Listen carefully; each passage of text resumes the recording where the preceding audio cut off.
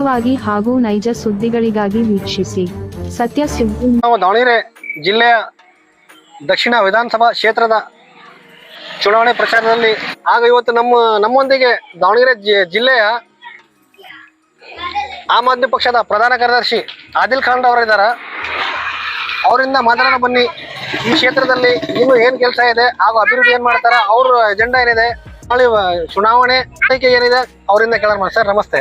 ನಮಸ್ತೆ ಸರ್, ತಾವು ದಾವಣಗೆರೆ ಜಿಲ್ಲೆ ಪ್ರಧಾನ ಕಾರ್ಯದರ್ಶಿ, ಆಮ್ ಆದ್ಮಿ ಪಕ್ಷದ ಪ್ರಧಾನ ಕಾರ್ಯದರ್ಶಿ ಇದ್ದೀರಿ. ಹಾಗೂ ತಮ್ಮ ಈ ಎಲೆಕ್ಷನ್ ಅಲ್ಲಿ ತಮ್ಮ ಪಕ್ಷದ ಅಭ್ಯರ್ಥಿ ಗೆದ್ದು ಆರಿಸಿ ಬಂದ್ರೆ ತಾವು ಏನ್ ಮಾಡಕ್ ಇಷ್ಟಪಡ್ತೀರಾ? ಅಲ್ಲಿ ಮುಖ್ಯವಾಗಿ ಪ್ರಥಮವಾಗಿ ದಾವಣಗೆರೆ ದಕ್ಷಿಣ ವಿಧಾನಸಭಾ ಕ್ಷೇತ್ರದ ಏನು ಹಿರಿಯ ರಾಜಕಾರಣಿ ಮುತ್ಸದ್ದಿ ಆದಂತಹ ಶ್ರೀ ಶಾಮನೂರು ಶಿವಶಂಕರಪ್ಪ ಅವರ ನಿಧನದ ನಂತರದಲ್ಲಿ ಇವತ್ತು ಉಪಚುನಾವಣೆ ನಡೀತಾ ಇದೆ ದಾವಣಗೆರೆ ದಕ್ಷಿಣ ಕ್ಷೇತ್ರದಲ್ಲಿ. ಸೊ ಈ ಒಂದು ದಕ್ಷಿಣ ಕ್ಷೇತ್ರದಲ್ಲಿ ಇರುವಂಥ ಬಹಳಷ್ಟು ಸಮಸ್ಯೆ ಇದೆ. ಅದು ಮೂಲಭೂತ ಸೌಕರ್ಯ ಇರ್ಬೋದು, ಹಾಸ್ಪಿಟ್ಲ ಸಮಸ್ಯೆ ಇರ್ಬೋದು, ಅಥವಾ ಸರ್ಕಾರಿ ಶಾಲೆಯ ಸಮಸ್ಯೆ ಇರ್ಬೋದು. ಮುಖ್ಯವಾಗಿ ನಮ್ಮ ಒಂದು ಕಾನ್ಸೆಪ್ಟ್ ಏನಿದೆ ಅಂದರೆ ಸರ್ಕಾರಿ ಶಾಲೆ, ಸರ್ಕಾರಿ ಹಾಸ್ಪಿಟಲ್ ವ್ಯವಸ್ಥೆಯ ಬಗ್ಗೆ ನಾವು ಪಕ್ಷ ಒಂದು ಬುನಾದಿಯ ಇಂದಾನು ಉಟ್ಕೊಂಡ್ ಬಂದಿದೆ. ಸೊ ನಮ್ಮ ದಾವಣಗೆರೆ ದಕ್ಷಿಣ ವಿಧಾನಸಭಾ ಕ್ಷೇತ್ರದಲ್ಲಿ ಏನು ಹೆರಿಗೆ ಏನಾದ್ರೆ ಮಹಿಳೆ ಹೋಗ್ಬೇಕಂದ್ರೆ ಅಲ್ಲಿ ನೀವು ಸರ್ಕಾರಿ ಹಾಸ್ಪಿಟಲ್ ಸವಲತ್ತಿಲ್ಲ. ಅಲ್ಲಿ ಆರೋಗ್ಯ ಕೇಂದ್ರಕ್ಕೆ ಏನಾದ್ರೆ ನಾವು ಹೋದ್ರೆ ಬೆಳಿಗ್ಗೆ 10 ರಿಂದ 4 ಗಂಟೆವರೆಗೂ 5 ಗಂಟೆವರೆಗೂ ಏನು ಮಹಿಳಾ ಡಾಕ್ಟರ್ ಇರ್ತಾರೆ. ಅದೇ ನಂತರದಲ್ಲಿ ಏನಾದ್ರೆ ಅಲ್ಲಿ ಹೋದಾಗ ಅಲ್ಲಿ ಮಹಿಳಾ ಡಾಕ್ಟರ್ ಇರಲ್ಲ. ಸೊ ಅದಕ್ಕೆ ನಾವು ನಿರಂತರವಾಗಿ ಹೋರಾಟ ಮಾಡಿದ್ದೀವಿ. ಡೆಲ್ಲಿಯ ಮುಖ್ಯ ಏನು MLA ಆಗಿತ್ತು ರಾಜೇಶ್ ಗುಪ್ತಾ ಅವರು ಕೂಡ ಅಲ್ಲಿ ಬಂದು ಧರಣಿಯಲ್ಲಿ ಸತ್ಯಾಗ್ರಹ ಮಾಡಿದ್ರು. ಸೊ ಅದು ನಾವು ಯಶಸ್ವಿಯಾಗಿ ಈ ಒಂದು ಆರೋಗ್ಯ ಕೇಂದ್ರದಲ್ಲಿ ಮಹಿಳಾ ಏನು ವೈದ್ಯರು ಇದ್ದಾರೆ ಅದಕ್ಕೆ ನಾವು ನೇಮಕ ಮಾಡಿದ್ವಿ ಕಂಟಿನ್ಯೂಸ್ ಇರಲಿ ಅಂತ. ಅದೇ ರೀತಿ ಸರ್ಕಾರಿ ಮೌಲಾನಾ ಆಜಾದ್ ಶಾಲೆ ಏನು ಬಿಡಿ ಲೇಔಟ್ನಲ್ಲಿ ಇದೆ, ಅದಕ್ಕೆ ಕಟ್ಟಡದ ಒಂದು ನಿರ್ಮಾಣಕ್ಕಾಗಿ ಏನು ವ್ಯವಸ್ಥೆಗಾಗಿ 3 ಸರಿ ಧರಣಿ ಕುಂತಿದ್ವಿ ಶಾಲೆಯ ಮುಂಭಾಗದಲ್ಲಿ. ಸೊ ಅದಕ್ಕೂ ಕೂಡ ನಮ್ಮ ಆಮ್ ಆದ್ಮಿ ಪಕ್ಷದ ನೇತೃತ್ವದಲ್ಲಿ ಶಿವಕುಮಾರಪ್ಪ ಅವರ ನೇತೃತ್ವದಲ್ಲಿ ನಾವು ಹೋರಾಟ ಮಾಡಿದ್ವಿ. ಅದಕ್ಕೂ ಕೂಡ ಯಶಸ್ಸು ಕಂಡಿದ್ವಿ. ಅದೇ ರೀತಿ ಬೇಜಾನ್ ಏನು ಸಮಸ್ಯೆಗಳಿದಾವೆ. ಆದ್ರೆ ನಮ್ಮ ಏನು ಅಭ್ಯರ್ಥಿ KS ಶಿವಕುಮಾರಪ್ಪ ಗೆದ್ದು ಬಂದಲ್ಲಿ ನಮ್ಮ ಒಂದು ಪ್ರಮುಖವಾದ ಏನು ಬೇಡಿಕೆ ನಾವು ಈಡೇರಿಸಲಿಕ್ಕೆ ನಾವು ಸಿದ್ಧರಿದ್ದೀವಿ ಅಂದ್ರೆ ಅದು ದಾವಣಗೆರೆ ದಕ್ಷಿಣದಲ್ಲಿ ಸರ್ಕಾರಿ ಪ್ರಥಮ ದರ್ಜೆ ಕಾಲೇಜು.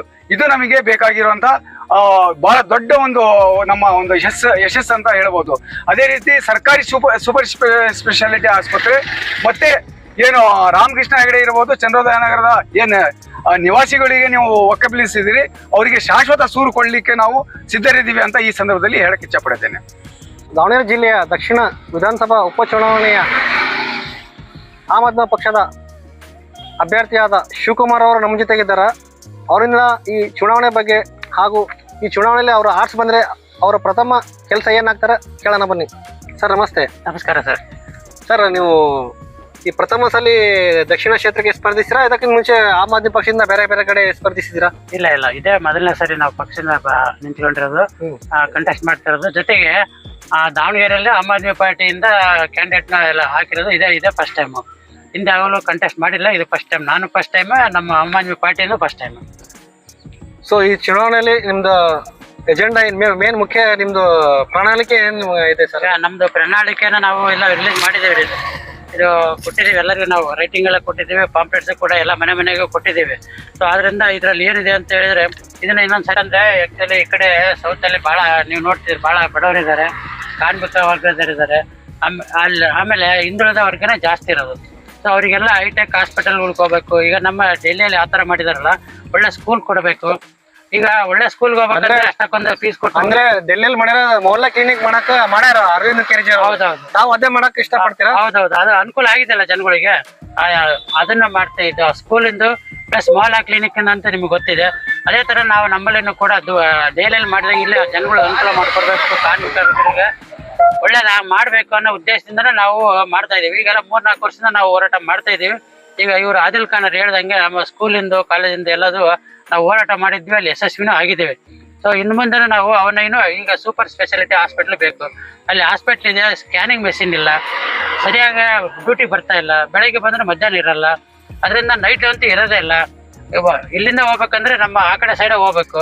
ಅಲ್ಲಿ ಹೋದ್ರೆ ಹಾಸ್ಪಿಟ್ಲ್ ಬಿಲ್ ಜಾಸ್ತಿ ಇರುತ್ತೆ, ಕಟ್ಲಿಕ್ಕೆ ಆಗಲ್ಲ ಎಷ್ಟೊಂದು ಜನಕ್ಕೆ. ಉದಾಹರಣೆಗೆ 100-200 ರೂಪಾಯಿ ದಿನ ದುಡಿದ ತರ ಅವ್ರು ಒಂದಿನ 100 ರೂಪಾಯಿ ಖರ್ಚಾದ್ರೆ ಸಾಯಂಕಾಲ ಆಸ್ಪತ್ರೆಗೆ ತೋರ್ಸಕ್ ದುಡ್ಡಿರಲ್ಲ. ಇಲ್ಲ ಆದ್ರೆ ಗೌರ್ಮೆಂಟ್ ಹಾಸ್ಪಿಟ್ಲ್ ಇದ್ರೆ ಒಂದು ಕಡಿಮೆ ರೇಟಲ್ಲಿ ಆದಷ್ಟು ನಮ್ಮಲ್ಲಿ ಮೌಲ ಕ್ಲಿನಿಕ್ ಮಾಡಿದ್ರೆ ಆ ರೀತಿ ಮಾಡಿದ್ರೆ ಜನಗಳಿಗೆ ತುಂಬಾ ಅನುಕೂಲ ಆಗುತ್ತೆ ಅಂತ ನಾವು ನಮ್ಮ ದೆಹಲಿಯ ಮಾದರಿ ತರನೇ ನಮ್ಮ ಊರಲ್ಲೇ ಮಾಡ್ಬೇಕನ್ನೋ ಒಂದು ಆಸೆ ಇಟ್ಕೊಂಡಿದ್ದೀವಿ.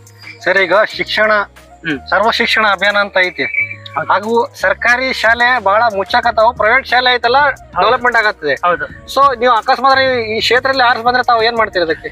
ಈ ವಿಷಯದಲ್ಲಿ ನಾನು ಸಾಕಷ್ಟು ಸರಿ ಪ್ರೆಸ್ ಮೀಟ್ ಮಾಡಿದ್ದೀನಿ. ಯಾಕಂದ್ರೆ ಎಲ್ಲ ಬರೀ ಪ್ರೈವೇಟ್ ಸ್ಕೂಲ್ಗಳ ಅವ್ರ ಸ್ಕೂಲ್ಗಳನ್ನ ಅವ್ರು ಡೆವಲಪ್ ಮಾಡ್ಕೊಳಕ್ ನೋಡ್ತಾರೆ, ಅವ್ರ ಸ್ಕೂಲ್ ಅವ್ರು ಹೈಟೆಕ್ ಮಾಡ್ಕೊಳಕ್ ನೋಡ್ತಾರೆ. ಯಾಕಂದ್ರೆ ಲಕ್ಷಗಟ್ಟಲೆ ಫೀಸು ತಗೊಂತಾರೆ. ಇಲ್ಲ ಸಾಮಾನ್ಯ ಜನಗಳಿಗೆ ಮೇಸ್ಟ್ಗಳು ಇರಲ್ಲ. ಅದಕ್ಕೆ ಎಕ್ಸಾಂಪಲ್ ಮೌಲಾನಾ ಸ್ಕೂಲ್ ಅಲ್ಲಿ ಕಟ್ಟಿ ಅರ್ಧಕ್ಕೆ ಬಿಟ್ಟಿದ್ರು, ಅದು ಕಿಟಕಿ ಇಲ್ಲ, ಬಾಗಿಲಿಲ್ಲ. ಅಲ್ಲಿ ಹೋಗಿಬಿಟ್ರೆ ಟಾಯ್ಲೆಟ್ ರೂಮ್ ನೋಡಿದ್ರೆ ಕೆಟ್ಟ ವಾಸನೆ, ಅಲ್ಲಿ ಸಾಮಾನ್ಯ ಜನ ಯಾರು ಹೋಗಿ ಇರ್ಲಿಕ್ಕೆ ಆಗಲ್ಲ ಅಂತ ಇತ್ತು. ಅದನ್ನ ನಾವು ಟಿವಿ ಮೀಡಿಯಾದವರಿಗೆಲ್ಲ ಒಂದ್ಸರಿ ಕರೆದು ಎಲ್ಲ ಟಿವಿದವರು ಬಂದಿದ್ರು. ಅದನ್ನ ನೋಡಿ ನಾವು ಹೇಳಿದ್ ನಿಜ ಅಂತ ಹೇಳಿ ಅದ್ರ ಬಗ್ಗೆ ನಾವು ಧರಣಿ ಮಾಡಿದ್ವಿ. ನಾವು ಪ್ರೆಸ್ ಮೀಟ್ ಮಾಡಿದಾಗ ಧರಣಿ ಕೂತಿದ್ವಿ, ಅವು ಎಲ್ಲರೂ ಬಂದಿದ್ರು, ಪ್ರೆಸ್ನವರು ಕೂಡ ಬಂದು ಅದನ್ನ ನೋಡಿ ನಾವು ಅದನ್ನ ಧರಣಿ ಸತ್ಯಾಗ್ರಹ ಮಾಡಿದ್ಮೇಲೆ DC ಆಫೀಸಿಂದ ಬಂದು ನಾವು ಮಾಡ್ಕೊಡ್ತೀವಿ, ಧರಣಿ ಮಾಡಬೇಡ್ರಿ ಅಂತ ಹೇಳಿದ್ರು. 2-3 ಸರಿ ಅದೇ ರೀತಿ ಹೇಳಿದ್ರು, ಆದ್ರೆ ಅವರು ಮಾಡ್ಲಿಲ್ಲ. ಕೊನೆ ನಾವು ಅವ್ರ ಹತ್ರ ಧರಣಿ ಆಗೋವರೆಗೆ ನಾವು ಬಿಡಲ್ಲ ಅಂತ ಕೂತ್ಮೇಲೆ ಬಂದು ರಿಕ್ವೆಸ್ಟ್ ಮಾಡ್ಕೊಂಡು ಒಂದು 15 ಮಾಡ್ಕೊಡ್ತೀವಿ ಅಂದ್ರು. ಅದೇ ರೀತಿನೇ ಈಗ ಮಾಡಿ ಕೊಟ್ಟಿದ್ದಾರೆ. ಒಳ್ಳೆ ಸ್ಕೂಲು, ಡೋರು, ವಿಂಡೋಸ್ ಎಲ್ಲ, ಕಿಟಕಿ ಬಾಗಿಲು ಎಲ್ಲ ಹಾಕಿಕೊಟ್ಟು ಸ್ಕೂಲಲ್ಲೆಲ್ಲ ಒಳ್ಳೆ ಬೆಂಚ್ ಟೇಬಲ್ ಕೊಟ್ಟಿರೋದ್ರಿಂದ ವಿದ್ಯಾರ್ಥಿಗಳು ಈಗ ಸ್ಕೂಲ್ಗೆ ಹೋಗ್ತಿದ್ದಾರೆ. ನೀವು ಹೋಗಿ ಬೇಕಾದ್ರೆ ಒಂದ್ಸರಿ ಸ್ಕೂಲ ನೋಡ್ಬೋದು ಯಾವ ಥರ ಚೇಂಜಸ್ ಆಗಿದೆ ಅಂತ. ಆ ರೀತಿ ನಾವು ಸ್ಕೂಲು, ಹಾಸ್ಪಿಟಲ್ಸ್, ಮೌಲ ಕ್ಲಿನಿಕ್ಸ್ ಎಲ್ಲ ನಾವು ಸಾಮಾನ್ಯ ಜನಗಳಿಗೆ ಅನುಕೂಲ ಮಾಡಿ ಕೊಡೋದಕ್ಕೋಸ್ಕರನೇ ನಾವು ಪ್ರಯತ್ನ ಮಾಡ್ತಾ ಇದ್ದೀವಿ. ಸರ್, ಕೊನೆಯದಾಗಿ ಈ ದಾವಣಗೆರೆ ದಕ್ಷಿಣ ಕ್ಷೇತ್ರದ ಮತದಾರರಿಗೆ ಏನೇ ಹೇಳಕ್ ಇಷ್ಟಪಡ್ತೀರಾ? ಮತದಾರರಿಗೆ ಹೇಳ್ಬೇಕಂದ್ರೆ ಇಲ್ಲಿವರೆಗೂ ಏನಾಗಿದೆ ಅಂದ್ರೆ ಅವರು ನಾವು ದುಡ್ಡು ಕೊಟ್ಟರೆ ಓಟ್ ಹಾಕ್ತೀವಿ ಅನ್ನೋ ಮಟ್ಟಕ್ಕೆ ಬಂದ್ಬಿಡ್ತಾರೆ ಎಲ್ಲರೂ. ಇವತ್ತು ನಾವು ಇಲ್ಲಿ ಕೂಡ ಹೋಗಿದ್ವಿ, ಸರ್ ಏನಾದ್ರು ಕೊಡಿ, ಬರೀ ಪಾಂಪ್ಲೆಟ್ಸ್ ಕೊಡ್ತಿರಲ್ಲ ಅಂದ್ರು. ನಾವು ಅದಕ್ಕೆ ಹೇಳಿದ್ವಿ, ನಾವು ದುಡ್ಡು ಕೊಡಲ್ಲ, ನಿಮ್ಮನ್ನ ಖರೀದಿ ಮಾಡಲ್ಲ. ನೀವು ಓಟ್ ಹಾಕಿ ನಮಗೆ ಗೆಲ್ಸಿದ್ರೆ ನಾವು ಬಂದು ನಿಮಗೆ ಏನ್ ಕೆಲಸ ಬೇಕೋ ಮಾಡ್ಕೊಡ್ತೀವಿ, ದುಡ್ಡನ್ನ ಕೇಳಬೇಡಿ. ನೀವು ದುಡ್ಡು ಕೊಟ್ರೆ ನಾವು ಬಂದು ಆಮೇಲೆ ನೀವು ಕೆಲಸ ಮಾಡ್ಕೊಡ್ರಿ ಅಂತ ಕೇಳಕ್ ಆಗಲ್ಲ. ನೀವು ಅದೇ ರೀತಿನ ನಾವ್ ಅದಕ್ಕೆ ನಾವೆಲ್ಲೂ ದುಡ್ಡು ಕೊಡಲ್ಲ. ದುಡ್ಡು ಕೊಟ್ರೆ ಹತ್ರ ಇಸ್ಕೊಳ್ರಿ. ಓಟ್ ನಿಮಗೆ ಕೆಲಸ ಬೇಕು, ಒಳ್ಳೆ ಕೆಲಸಗಳು ಆಗ್ಬೇಕು, ಅಭಿವೃದ್ಧಿ ಆಗ್ಬೇಕು, ಭ್ರಷ್ಟಾಚಾರ ರಹಿತ ಆಗ್ಬೇಕು ಅನ್ನೋಂಗಿದ್ರೆ ನಮ್ಗೆ ಆಮ್ ಆದ್ಮಿ ಪಾರ್ಟಿಗೆ ಓಟ್ ಹಾಕಿದ್ರೆ ನಾವು ಅದನ್ನ ಮುಂದೆ ಮಾಡಿ ತೋರಿಸ್ತೀವಿ, ಮಾಡಿ ಕೆಲಸ ಮಾಡಿ ತೋರಿಸ್ತೀವಿ ಅಂತ ಹೇಳಿದೀವಿ. ಓಕೆ, ಧನ್ಯವಾದ.